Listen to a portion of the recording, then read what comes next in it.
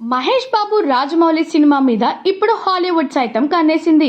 RRR తర్వాత Rajamouli craze సరిహద్దులు దాటింది.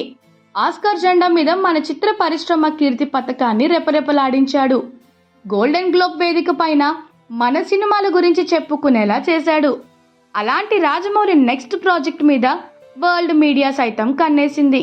ఇక ఇండియాలో ఈ చిత్రం మీద భారీ అంచనాలున్నాయి. ఈ మధ్య విజేంద్ర ప్రసాద్ ఓ క్రేజీ అప్డేట్ ఇచ్చారు. ఆల్రెడీ స్క్రిప్ట్ పూర్తయిందని విజేంద్ర ప్రసాద్ చెప్పారు. కీరవాణితో మ్యూజిక్ సిట్టింగ్స్ కూడా స్టార్ట్ అయ్యాయి. ఇక మహేష్ బాబు జర్మనీ నుంచి ల్యాండ్ అయిన తర్వాత సెట్స్ మీదకు వెళ్లే అవకాశం ఉంది. అయితే ఇంతలోపే ఇతర కాస్టింగ్ గురించి చర్చలు జరుగుతున్నాయి. ఈ చిత్రంలో నాగార్జున కూడా ఓ పాత్రలో కనిపిస్తాడని చక్కర్లు కొడుతున్నాయి. కింగ్ నాగార్జున రాజమౌళి ఫ్యామిలీకి మంచి సంబంధాలే ఉన్నాయన్న సంగతి తెలిసిందే. రాజన్న సినిమా టైంలో ఓ యాక్షన్ బ్లాక్ కు రాజమౌళి సైతం డైరెక్షన్ చేశాడు. ఇక నాగార్జున అంటే బాలీవుడ్ ప్రేక్షకులకు కూడా సుపరిచితుడే. ఇటీవలి బ్రహ్మాస్త్ర సినిమాలో మంచి రోల్ ని చేశాడు.